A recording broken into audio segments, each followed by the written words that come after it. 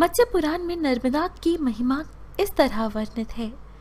कनखल क्षेत्र में गंगा पवित्र है और कुरुक्षेत्र में सरस्वती, परंतु गांव हो चाहे वन, नर्मदा सर्वत्र पवित्र है।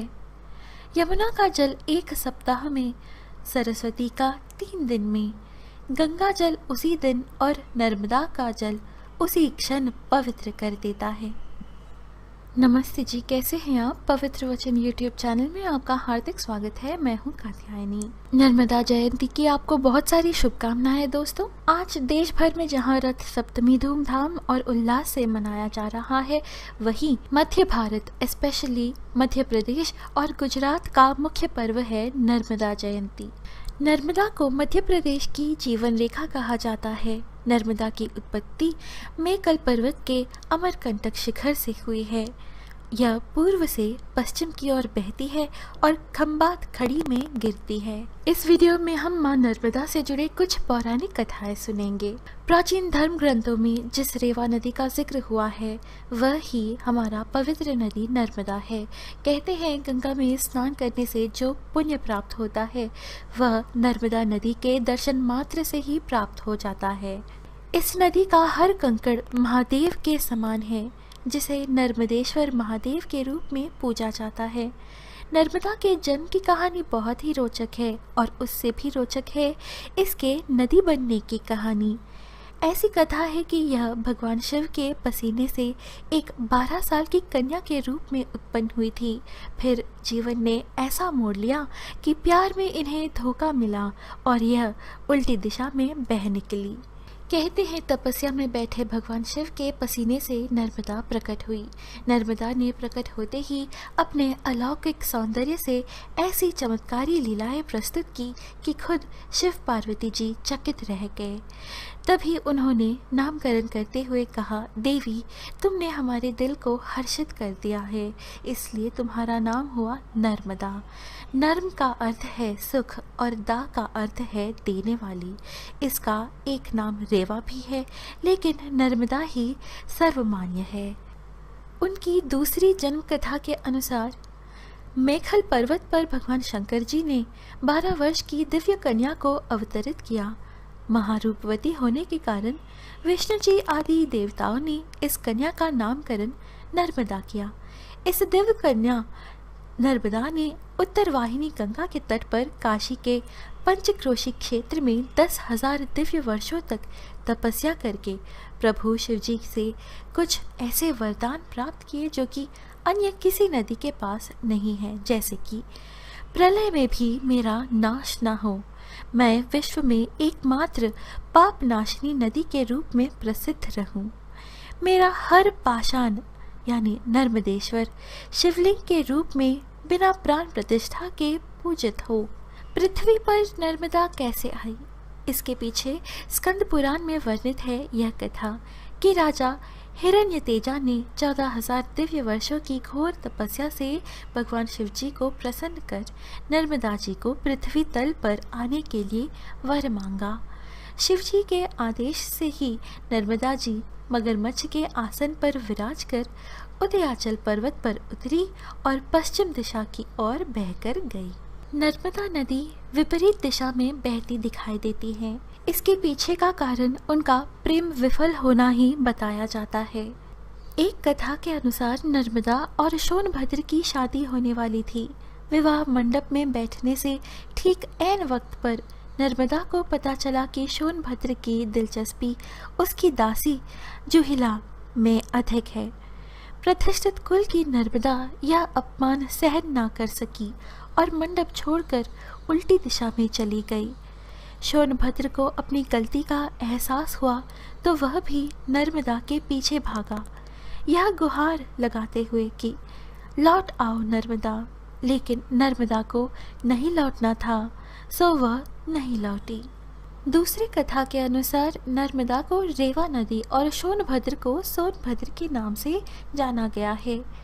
नद यानी नदी का पुरुष रूप।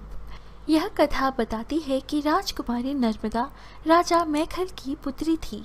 राजा मेखल ने अपनी अत्यंत रूपवती पुत्री के लिए यह तय किया था कि जो राजकुमार गुलाब कावली के दुर्लभ पुष्प उनकी पुत्री के लिए लाएगा, वे अपनी पुत्री का विवाह उसी के साथ संपन्न करेंगे। राजकुमार सोनभद्र गुलाब कावली के फूल ले आए, अतः उनसे राजकुमारी नर्मदा का विवाह तय हुआ।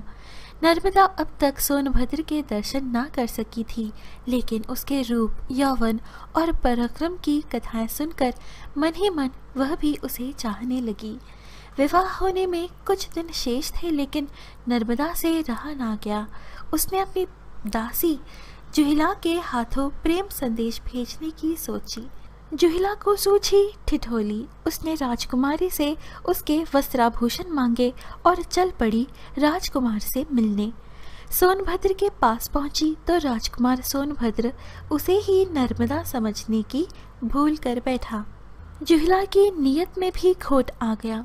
राजकुमार के प्रणय निवेदन को वह ठुकरा ना सकी। इधर नर्मदा का सब्र का बांध टूटने लगा। दासी जुहिला के आने में देरी हुई तो वह स्वयं चल पड़ी सोनभद्र से मिलने। वहां पहुंचने पर सोनभद्र और जुहिला को साथ देखकर वह अपमान की भीषण आग में जल उठी। तुरंत वहां से उल्टी दिशा में चल पड़ी, फिर कभी ना लौटने के लिए। सोनभद्र अपनी गलती पर पछताता रहा, लेकिन स्वाभिमान और विद्रोह की प्रतीक बनी नर्मदा पलट कर नहीं आई। अब इस कथा का भौगोलिक सत्य देखिए कि जयसिंह नगर के ग्राम बरहा के निकट जुहिला, इस नदी को दूषित नदी माना जाता है। पवित्र नदियों में इसे शामिल नहीं किया जाता। इस नदी का सोनभद्र नद से वाम पार्श्व में दशरथ घाट पर संगम होता है और कथा में रूठी राजकुमारी नर्मदा कुंवारी और अकेली उल्टी दिशा में बहती दिखाई देती है। रानी और दासी के राजवस्त्र बदलने की कथा इलाहाबाद के पूर्वी भाग में आज भी प्रचलित है। अब आखिरी कथा सुनिए। कई हजारों वर्ष पहले की बात है। नर्मदा जी नदी बनकर जन्मी, सोनभद्र नद बनकर जन्मा। दोनों के घर पास थे।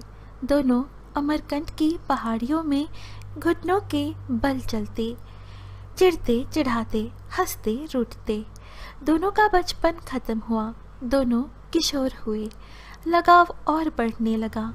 गुफाओं, पहाड़ियों में ऋषि मुनियों व संतों ने डेर डाले। चारों ओर यज्ञ पूजन होने लगा। पूर्व पर्वत में हवन की पवित्र समाधियों से वातावरण सुगंधित होने लगा। इसी पावन माहौल में दोनों जवान हुए। उन दोनों ने कस्में खाई, जीवन भर एक दूसरे का साथ नहीं छोड़ने की, एक दूसरे को धोखा नहीं देने की। एक दिन अचानक रास्ते में सोनभद्र ने सामने नर्मदा की सखी जुहिला नदी आ थमकी। 16 श्रृंगार किए हुए वन का सौंदर्य लिए वह भी नवयुवती थी। उसने अपनी अदाओं से सोनभद्र को भी मोह लिया। सोनभद्र अपनी बाल सखी नर्मदा को भूल गया। जुहिला को भी अपनी सखी के प्यार पर डोरे डाले लाज ना आई। नर्मदा ने बहुत कोशिश की कि सोनभद्र को समझाने की, लेकिन सोनभद्र तो जैसे जुहिला के लिए बावरा हो गया था। नर्मदा ने किसी ऐसे ही असहनीय क्षण में निर्णय लिया कि ऐसे धोखेबाज के साथ से अच्छा है इसे छोड़कर चल देना। कहते हैं तभी से नर्मदा ने अपनी दिशा बदल ली। सोनभद्र और जुहिला ने नर्मदा को जाते देखा। सोनभद्र को दुख हुआ। बचपन की सखी उसे छोड़कर जा रही थी। उसने पुकारा, नर्मदा रुक जाओ, लौट आओ नर्मदा। लेकिन नर्मदा जी हमेशा कुंवारी रहने का प्रण कर लिया था। युवावस्था में ही सन्यासिनी बन गई।